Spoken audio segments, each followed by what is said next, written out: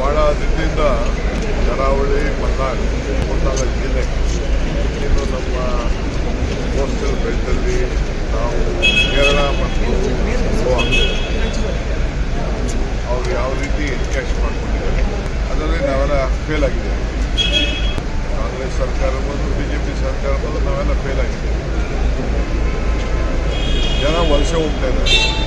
ಮಂಗಳೂರು ಜನ ಎಲ್ಲ ಸೌದಿ, ಮುಂಬೈ, ಬೆಂಗಳೂರು ವಿವಿಧ ಕಡೆ ಎಲ್ಲ ಹೋಗ್ತಾ ಇದ್ದಾರೆ. ಇಲ್ಲಿರುವಂಥ ಒಂದು ಪ್ರಕೃತಿ ಸಂಪತ್ತು 300 ಕಿಲೋಮೀಟರ್ ಏನಿದೆ ಇದನ್ನು ಸರಿಯಾದ ರೀತಿಯಲ್ಲಿ ನಾವು ಬಳಸ್ಕೊಳ್ತಾ ಇದ್ದೇವೆ. ಸೊ ನಾನು ಎಲ್ಲ ಶಾಸಕರ ಹತ್ರ ಮಾತಾಡಿದ್ದೇನೆ. ಪಾಪ ಎಲ್ಲ ಶಾಸಕರು ಕೂಡ ಅವರು ಭಾಳ ಆಸಕ್ತಿ ಕೂಡ ತೋರಿಸಿದ್ದಾರೆ. ಸೊ ಮಧ್ಯದಲ್ಲಿ ನಮ್ಮ ಕ್ಯಾಬಿನೆಟಲ್ಲಿ ಒಂದು ಟೂರಿಸಂ ಪಾಲಿಸಿ ಬಂದಿದೆ. ನಾನು ಆ ಪಾಲಿಸಿ ನೋಡಿ ನಾನು ನಮ್ಮ ಟೂರಿಸಂ ಮಿನಿಸ್ಟ್ರಿ, ಚೀಫ್ ಮಿನಿಸ್ಟ್ರಿಗೆ ಈ ರೀತಿ ಪಾಲಿಸಿ ಏನು ನಮ್ಮ ಕರಾವಳಿಗೆ ಆಗುವುದಿಲ್ಲ. ಚುನಾವಣಾ ಸಂದರ್ಭದಲ್ಲೂ ಕೂಡ ನಾವು ನಮ್ಮ ಮ್ಯಾನಿಫೆಸ್ಟೋಲ್ಲಿ ಮತ್ತೊಂದೆಲ್ಲ ಇದ್ರ ಬಗ್ಗೆ ಚರ್ಚೆ ಮಾಡಿದ್ದೇವೆ. ಏನಾದರೂ ಒಂದು ಸ್ಪೆಷಲ್ ಆಸಕ್ತಿ ಮಾಡಬೇಕಾಗಿದೆ. ಸೊ ಭಾಳ ಜನ ವಿದೇಶದಿಂದ ಮತ್ತು ಮುಂಬೈ, ಬೆಂಗಳೂರಲ್ಲಿರುವಂಥ ಉದ್ಯಮಿಗಳು ಕೂಡ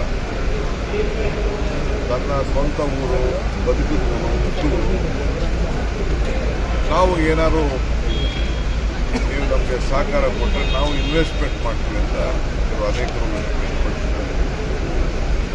ಈ ಹಿನ್ನೆಲೆಯಲ್ಲಿ ನಾನು 2-3 ಬಾರಿ ವಿಧಾನಸಭೆಯಲ್ಲಿ ಮತ್ತು ಬೇರೆ ಕಡೆಲ್ಲ ಬಂದು ಇಲ್ಲೆಲ್ಲ ಬಂದು ನಾನು ಮಾತಾಡ್ತೀನಿ.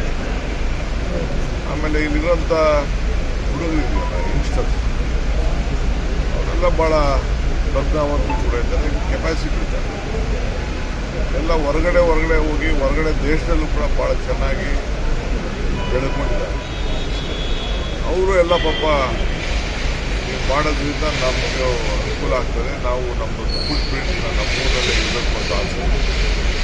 ನಮ್ಮ ಜನ್ಮ ಕೊಟ್ಟಂಥ ಭೂಮಿ ಎಲ್ಲರೂ ಕೂಡ ಅಭಿಪ್ರಾಯ.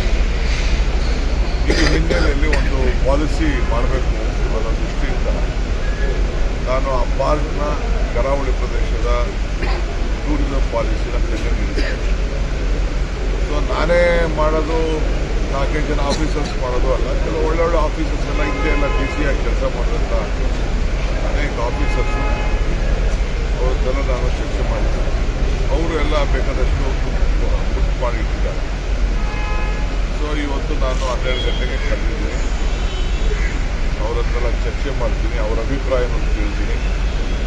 ಅವ್ರಿಗಿರೋಂಥ ಕನ್ಸ್ಟೆಂಟ್ಸ್ ಏನಿದೆ, ಅವ್ರಿಗಿರೋಂಥ ಸಮಸ್ಯೆಗಳೇನಿದೆ, ಸರ್ಕಾರ ಅವ್ರಿಗೆಲ್ಲ ಏನು ಸಹಾಯ ಮಾಡ್ಬೋದು. ಇಲ್ಲಿ ನಾವು ಸರ್ಕಾರ ಕೊಡೋದು ನಮ್ಮದು ಇನ್ವೆಸ್ಟ್ಮೆಂಟ್ ಕೆಲವು ಇನ್ಫ್ರಾಸ್ಟ್ರಕ್ಚರ್ ಇರ್ಬೋದು, ಅದು ಬಿಟ್ಟರೆ ಇನ್ನೇನು ಜಾಸ್ತಿ ಇರುವುದಿಲ್ಲ ಪಾಲಿಸಿ ಅಂತ ಮಾಡೋದು. ಸೊ ಪ್ರೈವೇಟ್ಗೆ ಹೆಚ್ಚಿಗೆ ಪ್ರೋತ್ಸಾಹನ ಕೊಡಬೇಕಾಗ್ತದೆ. ಕೆಲವು PPP ಮಾಡಬೇಕು.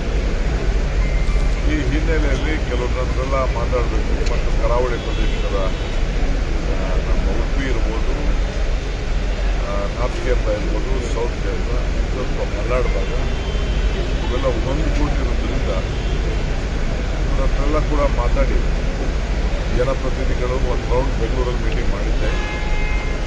ಈಗ ಉದ್ಯಮಿಗಳು ಮತ್ತು ಜನಪ್ರತಿನಿಧಿಗಳು ಯಾಕಂದ್ರೆ ಅವರು ಸಹಕಾರ ಕೊಡಬೇಕು. ಅವರಲ್ಲಿ ಏನು ಕಂಡಿದ್ದಾರೆ ಜನಪ್ರತಿನಿಧಿಗಳು ಅವರು ಹೇಳಬೇಕು. ನಮ್ಮ ಇಲ್ಲಿರೋಂಥ ಇನ್ವೆಸ್ಟರ್ಸು, ಡೆವಲಪರ್ಸು ಅವ್ರಿಗೇನು ಕಂಡಿದ್ದಾರೆ ಅಂತ ಅವರು ಹೇಳಬೇಕು.